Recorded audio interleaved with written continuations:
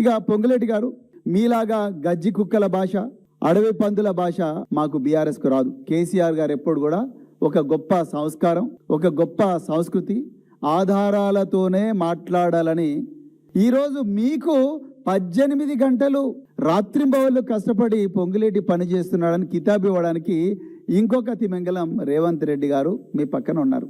ఆనాడు జవహర్లాల్ నెహ్రూ, లాల్ బహదూర్ శాస్త్రి, ఈరోజు రేవంత్ రెడ్డి, పొంగులేటి శ్రీనివాసరెడ్డి, కరెక్ట్గా డయామెట్రికల్లీ ఆపోజిట్ క్యారెక్టర్స్. ఇక పొంగులేటి గారు మీలాగా గజ్జి కుక్కల భాష, అడవి పందుల భాష మాకు బీఆర్ఎస్కు రాదు. కేసీఆర్ గారు ఎప్పుడు కూడా ఒక గొప్ప సంస్కారం, ఒక గొప్ప సంస్కృతి ఆధారాలతోనే మాట్లాడాలని అందరినీ కూడా తర్ఫీదు ఇచ్చింది. కాబట్టి మీలాగా గజ్జి కుక్కల భాష, అడవి పందుల భాష, ఊర కుక్కల భాష బీఆర్ఎస్ పార్టీకి రాదు. మేము అట్లా మాట్లాడం. కానీ మీరు మాట్లాడిన విషయాలనే నేను మళ్ళీ చెప్తాను. ముఖ్యంగా శ్రీనివాసరెడ్డి గారు, ఈరోజు మీరు ఒక రెవెన్యూ మినిస్టర్ అన్న విషయాన్ని మీరు మర్చిపోయారు. మీరు కేవలం నేను రాఘవ సంస్థకు చైర్మన్ అండ్ మేనేజింగ్ డైరెక్టర్ అన్న విషయాన్నే స్పష్టంగా చెప్పారు. మీ మాటల్లో గంటన్నర సేపు జరిగిన పత్రికా సమావేశంలో మీరు ప్రతిక్షణం కూడా రాఘవతో మీకున్న సంబంధాన్నే ప్రజల ముందు పెట్టారు.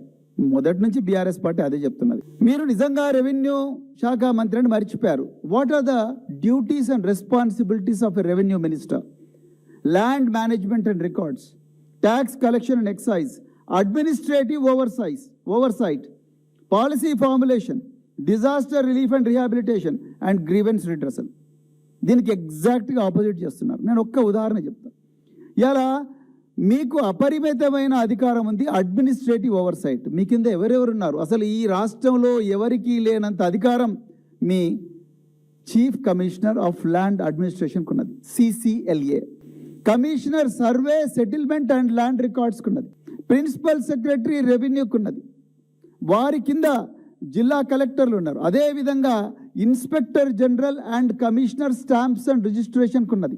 జిల్లా కలెక్టర్లు, వాళ్ళు జిల్లా కలెక్టర్లు మాత్రమే కాదు, డిస్ట్రిక్ట్ మెజిస్ట్రేట్స్, మెజిస్టీరియల్ అధికారాలున్న అధికారులు డైరెక్ట్గా మీకు రిపోర్ట్ చేస్తారు. వారి కింద ఆర్డీఓలు ఉన్నారు, వారి కింద MROలు ఉన్నారు, వారి కింద VROలు ఉన్నారు. ఇంత పెద్ద వ్యవస్థ, అపరిమితమైన మెజిస్టీరియల్ అధికారాలున్న వ్యవస్థ మీ దగ్గర ఉన్నది. గత 2.5 సంవత్సరాల నుంచి మీరే రెవెన్యూ శాఖ మంత్రి. ఇప్పుడు మీరు నాదర్గుల గురించి మాట్లాడారు. శ్రీనివాసరెడ్డి గారు, ఇది కామన్ సెన్స్. మనం ఊర్లలో కానీ చిన్నగా ఉన్నప్పటి నుంచి కూడా మన న్యూస్ పేపర్ చదివితే బోర్డు తిప్పేసిన సంస్థలు అని చెప్పి మన పత్రికలు చదువుతాం. బోర్డు తిప్పేసిన సంస్థలు అంటే ఏంటి? ప్రజల ధన మాన ప్రాణాలను అప్పనంగా పట్టపగలే దోచుకొని రాత్రికి రాత్రే బోర్డు తిరగేసి వాళ్ళు ఊరు నుంచి పారిపోతారు. ఇలా బోర్డు తిప్పే కార్యక్రమం తెలంగాణలో ఎవరన్నా చేస్తున్నారా అని ఆ అడ్డా కూలీలను అడిగినా, ఆటో డ్రైవర్లను అడిగినా, లేకపోతే హోటల్లో పనిచేసే వాళ్ళని అడిగినా, ఎవరిని అడిగినా, రైతు కూలీలను అడిగినా, ఎవరిని అడిగినా ఎవరు చెప్తారంటే పొంగులేటి శ్రీనివాసరెడ్డి అని చెప్తారు. బోర్డు తిప్పడంలో సిద్ధహస్తులయ్యారు మీరు ఆ విషయాలు ప్రజలకు చూపించలేదు. ఇవాళ మీరు ఎంతసేపు బ్లూ రేకులే చూపిస్తున్నారు, బ్లూ షీట్ చూపిస్తున్నారు. బ్లూ షీట్స్ మీద ఎవరి పేరు ఉన్నదన్న విషయం మీరు చెప్పలేదు. ప్రజలు గుడ్డివాళ్ళు కాదు శ్రీనివాసరెడ్డి గారు. ఇప్పుడు నేను చూపిస్తా ప్రజలకు. మీరు నాదర్గుల గురించి మాట్లాడారు కాబట్టి మీరు నాదర్గుల గురించి మాట్లాడతాం, అదేవిధంగా కొత్వాల్గూడ గురించి మాట్లాడతాం, ఆధారాలతో సహా మాట్లాడతాం. దమ్ముంటే రికార్డులు పట్టుకొని అమరవీరుల స్తూపానికి రా. 1300 మంది అమరవీరులు ఈ రాష్ట్రం కోసం త్యాగం చేసిండ్రు.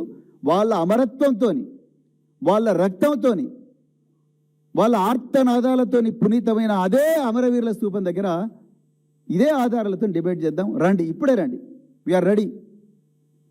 ఇప్పుడు మీరు నాదర్గుల గురించి మాట్లాడారు. కొంచెం ముందు బ్లూ షీట్ చూపించు బ్రదర్. శ్రీనివాసరెడ్డి గారు, మీరు మొట్టమొదట నాదర్గుళ్ళు బ్లూ షీట్స్ గురించి మాట్లాడారు, తర్వాత మిగతా విషయాల గురించి మాట్లాడదాం. అవన్నీ చెప్తా. నేను మిమ్మల్ని మీకుండే అపరిమితమైన అధికారాలను, మీ కింద ఉండే రెవెన్యూ యంత్రాంగం దగ్గర ఉండే అపరిమితమైన అధికారులను వాటన్నిటి కూడా గుర్తు చేస్తూ ఈ బ్లూ షీట్స్ గురించి మాట్లాడుతున్నాను. ఈ బ్లూ షీట్స్ మీద ఏమని రాసింది? కోహినూర్ గ్రూప్ అంటే నేను నాదర్గుల్లో ఉండే 373 ఎకరాల 22 గుంటలు, సర్వే నెంబర్ 613, బాలాపూర్ మండల్లో ఉండే ఆ నాదర్గుల్ గ్రామం గురించి నేను మాట్లాడుతున్నా. ఆ నాలుగు గురించి